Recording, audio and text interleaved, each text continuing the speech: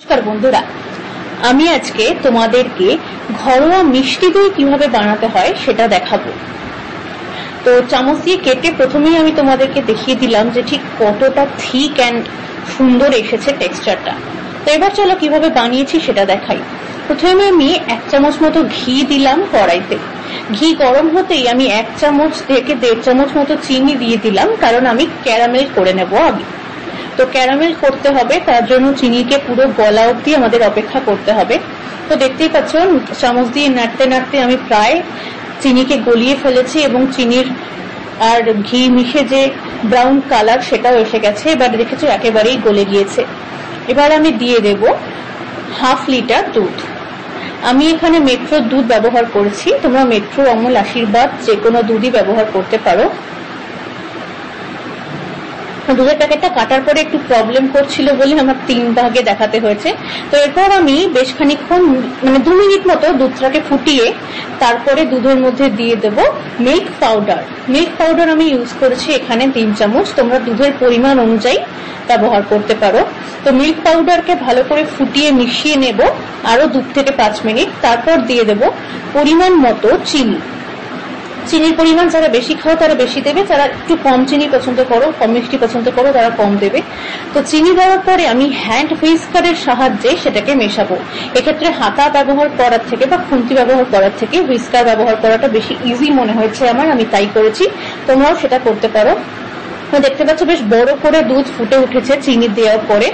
তো এখানে আমি তারপর দিয়ে দিলাম এলাচ, আমার কাছে গোটা এলাচ মাত্র একটা ছিল তাই ওটা দিয়েছি, সাথে সামান্য গুঁড়ো এলাচ মিশিয়েছি, না হলে স্বাদের ব্যালেন্সটা ঠিক থাকতো না।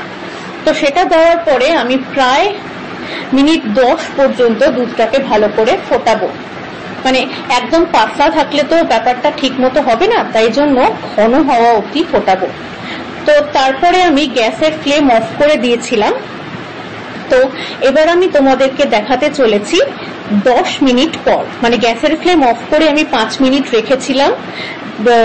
তারপরে আমি আরো 10 মিনিট পাখার হাওয়ায় দুধকে বেশ খানিকক্ষণ ঠান্ডা করে নিয়েছিলাম বা রুম টেম্পারেচারে।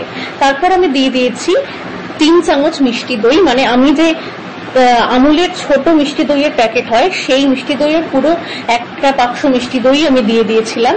তো দইকে দুধের মধ্যে ভালো করে মিশিয়ে নিয়েছি এবং আরো ভালো করে ঠান্ডা করে নিয়েছি। তারপর আমি একটা টিফিন বক্স আগে থেকে ধুয়ে রেডি করে রেখেছিলাম, সেই টিফিন বক্সে পুরো দুধ দইয়ের মিশ্রণটা ঢেলে আমি ঢাকনা বন্ধ করে দিলাম। তারপর আমি একটা কড়াইতে 2 মিনিট জলকে গরম করে তার উপর একটা 3 পায়া বা স্ট্যান্ড বসিয়ে টিফিন বক্স বসিয়ে কড়াইয়ের ঢাকা বন্ধ করে কড়াইয়ের ঢাকার যে ছিদ্র সেটাকেও একটা কাগজের সাহায্যে বন্ধ করে দিলাম, যাতে কোনো রকম হাওয়া ভেতরে প্রবেশ করতে না পারে। এরপর আমি ওটাকে 10 থেকে 15 মিনিট ভাপে রেখেছি। 10 থেকে 15 মিনিট ভাপে রাখার পরে আমি আরো 5 মিনিট কড়াইয়ের মধ্যে ফ্লেম অফ করে রেখে দিয়েছিলাম। তারপর আমি কড়াই থেকে বাইরে বার করে ওটাকে আরো 10 মিনিট রুম টেম্পারেচারে পাখার হাওয়ায় ঠান্ডা হওয়ার জন্য রেখেছিলাম। তারপরে আমি ওটাকে ঢুকিয়ে দিয়েছিলাম 1 ঘন্টা মতো ফ্রিজে, আরো ভালো করে যাতে জমে যায় সেই কারণে। তো আমি এখন তোমাদেরকে লাস্টে যেটা দেখালাম সেটা হচ্ছে ফ্রিজ থেকে 1 ঘন্টা পর বার করে। তো দেখতেই পেলে কি সুন্দর হয়েছে। তো তোমরা অবশ্যই এটা বাড়িতে বানাতে পারো। ঠান্ডা ঠান্ডা ঘরোয়া মিষ্টি দই কিন্তু এই গরমে একদম জমে যাবে। ততক্ষণ পরবর্তী ভিডিও নিয়ে আমি আবার চলে আসবো। ততক্ষণ পর্যন্ত তোমরা ভালো থেকো, সুস্থ থেকো। নমস্কার।